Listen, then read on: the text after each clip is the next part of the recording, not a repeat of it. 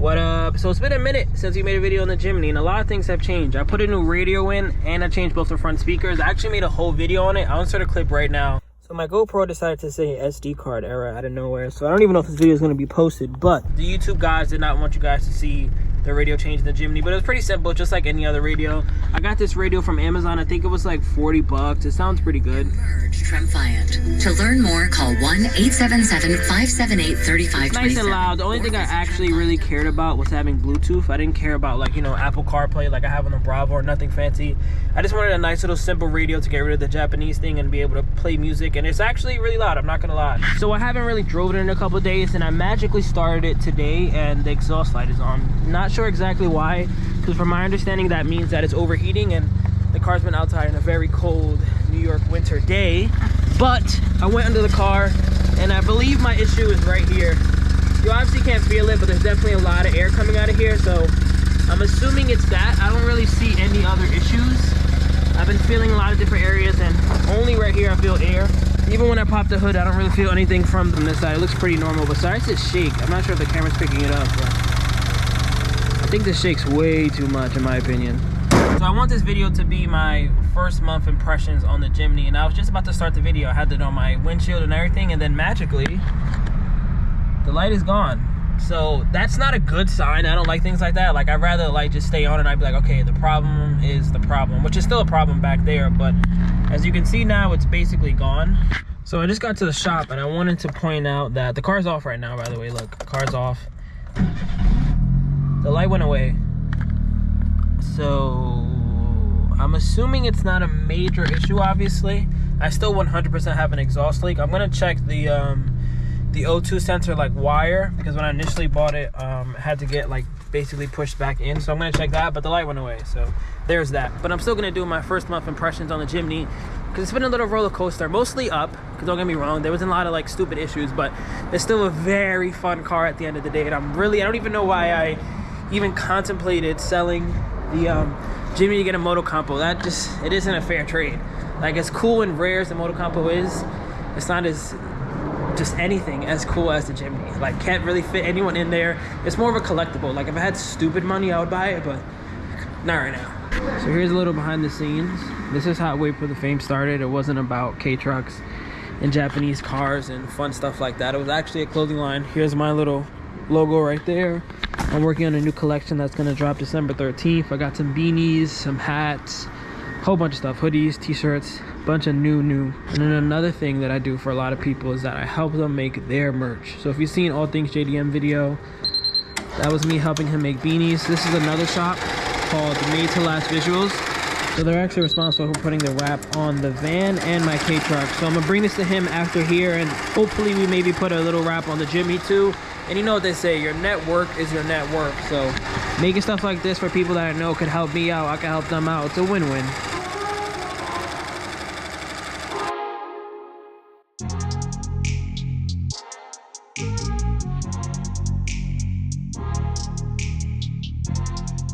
All right, now we're officially back in the Jimny. I'm about to start it up after sitting for like 2 hours. So let's see if this light stays on again, or is it gonna go away?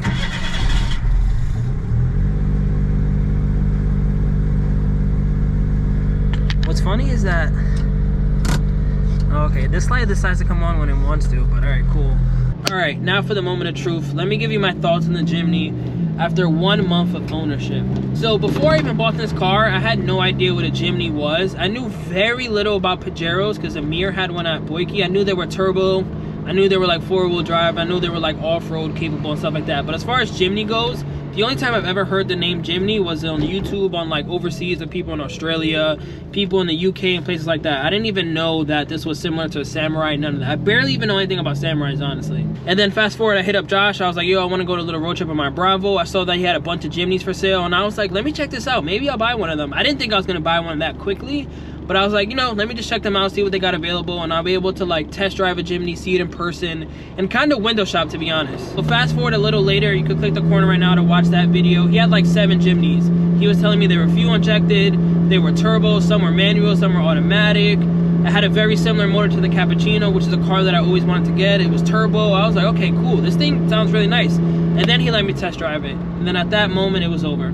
once I test drove this car, I think I hit him up like a week later, like, yo, how much is this? But I just have any chance, just out of curiosity. I didn't think I was gonna buy it.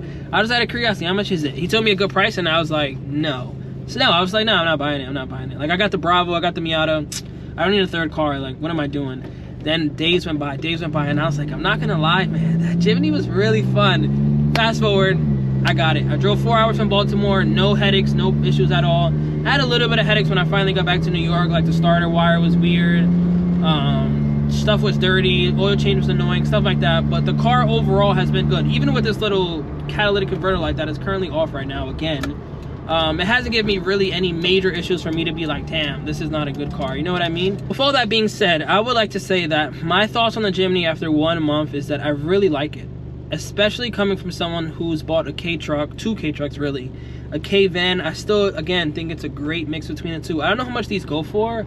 I'm not sure if they go for more than K trucks. If they do, let's say a K truck is $5,000 and a Jimny is $6,000. Personally, me, I would buy a Jimny just because I don't need the pickup bed. If you need it for work and stuff like that, then obviously a K truck makes more sense. But for me, I just want to drive around the city. I want a cool little smart car that I can park anywhere. The fact that it's turbo, the fact that it has a roof and back seats is a big help. And then vans are cool too, but this is, I don't know if it's better than a van, but it's close. Again, depends on what you want to do. I would take my van over this, specifically because I really love my Bravo and the uniqueness of it. But if it was like a Honda Acti or something like that, I don't know confidently that I would say I would take the Acti. Just because like this one is kind of the same way. I've never really had passengers in the back. The fact that I like my Bravo so much is that it has power windows, has all those amenities that this one doesn't have, and I can fit 4 people in here. Back there, I could fit 1 adult, 2 small children, or 2 adults like squished, like knees like this, like little sardines back there. So for me, I would still take my van, and I don't know how much I would like to go on a road trip in this car. It's on leaf springs, it's frame on metal, it's not very comfortable, you know what I mean? This car for road trips, I don't know about all that.